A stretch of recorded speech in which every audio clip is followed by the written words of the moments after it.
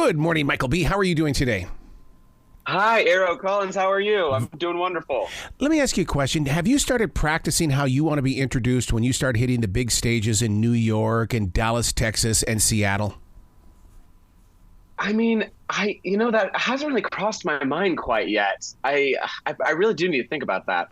Yeah, because there is that one moment you're on the edge of the stage, the lights are out, everybody's got their little lights on out there on their phones on, and here comes Michael B. And there's got to be a thrill to the victory.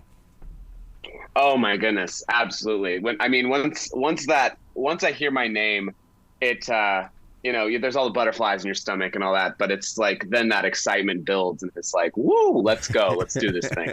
Don't we live off that, though? The butterflies? I mean, it's like you kind of dread it, but at the same time, you crave it.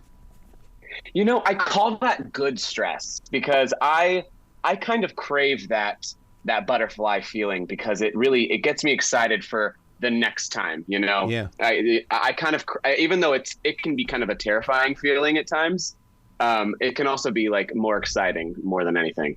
How do you digest that? I'm a defragger. I've got to have my journals in front of me all the time. So how do you deal with it? Mm-hmm. I make sure I get a lot of practice. Yeah. I try because it can be the butterfly feeling can always be like, it's the feeling of caring about what you're about to do. And, I make sure I practice. And if the butterfly feeling starts to feel negative, that means I didn't quite practice enough. Then I'm scared out of my mind. So, yeah. Oh, you're so on the same path as I am when it comes to caring, because I had an operations manager tell me one time, take the art out of your job. Just do it. Just bang this stuff out. And it's like, I know you're not talking to me. Please don't talk to me like that. No, that sounds miserable. What? The art is the most exciting part of our jobs. Oh, Lord. Isn't that the truth? Man, I'll tell you what, you grew up in a household. Your mom is a broadcaster. Wow. I know what it's like to be a broadcaster. What was it like being a broadcaster's kid? I have to be honest. My mom, she had tickets and stuff to go to see shows. And so there was always like music playing in the house. And we always went to shows. And, my mom is a big personality. And she's always helped me, like, even, how to like handle interviews and whatnot and give me some tips, or do like rubber baby buggy bumpers, like so you don't get your words crossed. But yeah, no, she's a big personality and I love that about her. So I thought that I definitely felt like I had a little bit of an advantage whenever, if I ever had an interview come around. Did she teach you how to show prep? Because you can't just walk into it winging the stuff, man. No, I'm telling you, every single time I call her, which, is a couple times a week, she always, because I mentioned about, having this little radio tour and she was like, have you sat down and made a list? Yes. About what you're going to say? Do you have like key words? You need to make sure you write all this down or you're going to sound like an idiot. Dude, it's the truth because even to prepare for today, I was working on this last Wednesday already. I mean, because you've got to prepare for the presence of what could or may not go in that direction. It's that's very true. My mom, of course there's show prep, but she always is like, if you don't do this, Michael, everyone else who doesn't do this, it's a drastic difference. You got to trust me on this. And let me tell you, there was one time I didn't practice for an interview, and you're right, it went south real quick.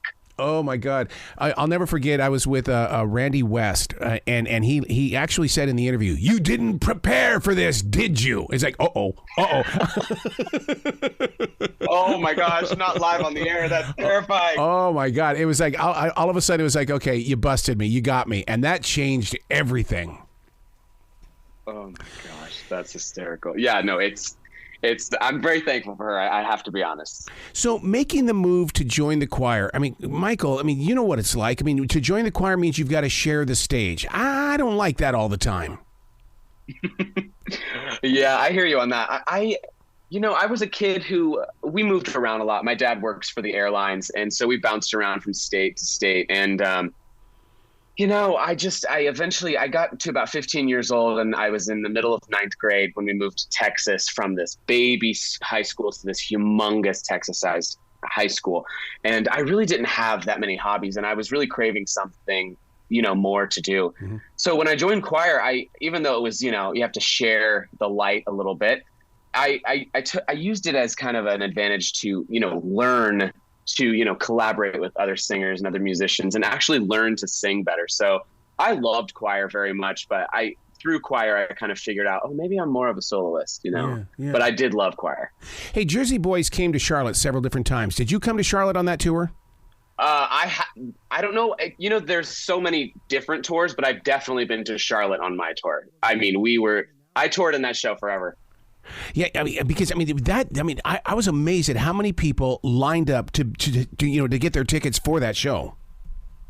There's something electric about that. Not only that show, but also just the music of Frankie Valli and the Four Seasons was so revolutionary. So, I mean, I called it like the 9 to 5 of performing, because that show will never go away. Because whenever people hear the downbeat of December 63, they get on their feet every single time, no matter what.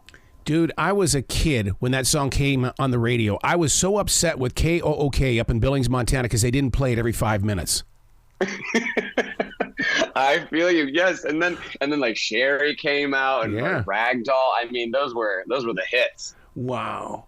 So when you transitioned the way that you are right now, because I mean you've got so much going on in the great city of Los Angeles, but to transition into that performer on television, what is that journey like? Because a lot of people don't make it. They don't get to that point where they all of a sudden now they've got to become the performer.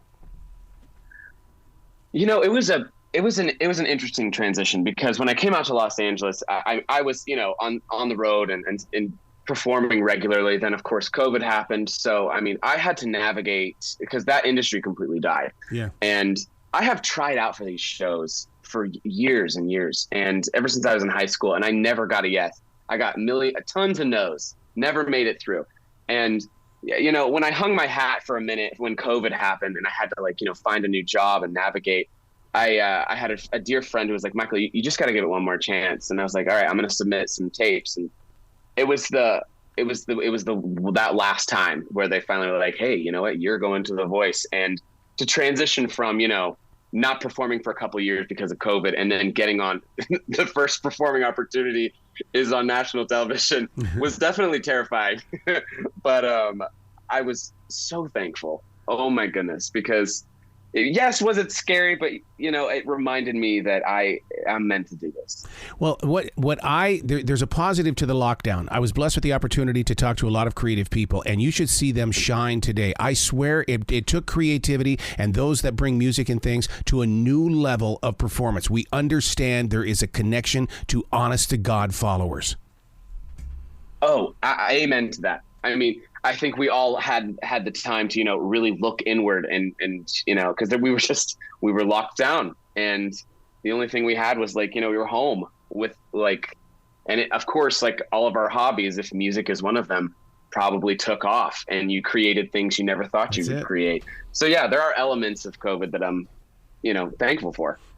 Michael B., where can people go to find out more about you? Because I know you're in the commercial production business. So if you've got a business and you need to advertise, you contact Michael B. He'll get the job done for you.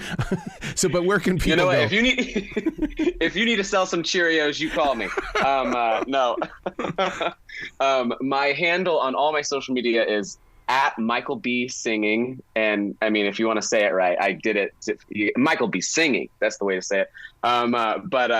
I'm also on Spotify, so if you look up Michael B., I come right up. But yeah, that's about it. I have to laugh that you're out there in Los Angeles doing the commercial production, because right away I'm reminded of 1988 when I was up for American Top 40, and Shadow Stevens got it because he was with a commercial production business, and it's like, Shadow Stevens, who is that guy? And then he became that guy. So it's like, are you kidding me? Yeah. Oh my God, that's a great story. So when Ryan Seacrest is ready to give up American Top 40, you step in there, Michael B. You get in there and do that show. I'm going to be next in line. I'm going to be right there waiting. Don't you worry. Well, you be brilliant today, okay? Thank you so much, Arrow. It was a pleasure chatting with you.